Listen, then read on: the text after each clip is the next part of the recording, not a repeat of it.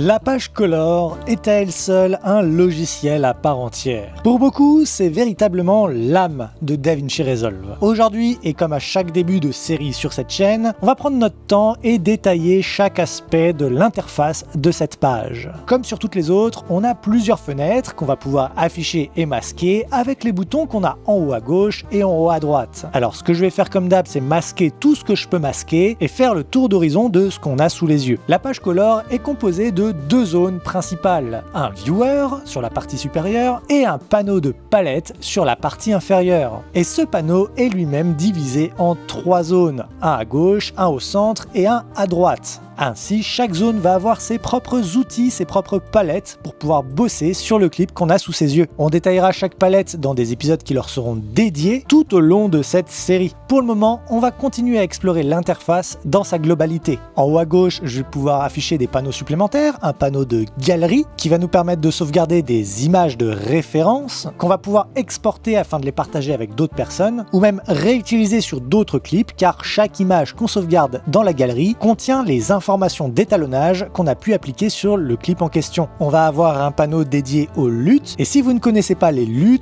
pour le dire très grossièrement, ce sont des filtres d'images qu'on va pouvoir appliquer à nos rushs. Alors je simplifie à l'extrême, évidemment on aura un épisode entièrement dédié aux LUT. On va retrouver le panneau Media Pool qui est lui exactement le même que sur toutes les autres pages de Resolve. On va pouvoir afficher le panneau des clips qui est une sorte de timeline simplifiée qui compile l'ensemble des clips qu'on a posés sur notre timeline. Ici j'en ai qu'un seul d'affiché parce que j'ai posé qu'un seul clip sur ma page edit, mais si par exemple je venais à le couper en deux, mettons, dans ma page color, je retrouverais bien deux clips différents. À droite, on va avoir un panneau Quick Export qui est sensiblement le même que ce qu'on a sur la page Cut et qui va nous permettre de faire un export de notre timeline très rapidement, très simplement grâce à des presets qu'on va pouvoir sélectionner. Encore un cran à droite, on va retrouver le panneau de la timeline qui est une version très épurée de la timeline sur laquelle on est en train de travailler. Et pour le coup, c'est exactement la même que celle qu'on peut retrouver dans la page Cut, juste ici. Vous voyez que si je déplace mon second clip sur une nouvelle piste et que je retourne dans la page color, j'ai bien ce clip là qui s'affiche sur une piste V2 toute petite. La même chose dans la page Cut. Le panneau suivant, c'est le panneau des nœuds. Car tout comme la page fusion, dans la page color, on travaille sous forme de nœuds. Alors le fonctionnement des nœuds sur la page color est un peu plus simple que celui sur la page fusion parce qu'il y a moins toutes ces notions de compositing et de merge. Mais voilà, je vais pouvoir rajouter des nœuds à la suite les uns des autres et ainsi organiser mon travail exactement comme je le souhaite. Le panneau à droite des nœuds va être un panneau des effets qui va me donner accès à exactement les mêmes effets qu'on pourrait trouver dans la page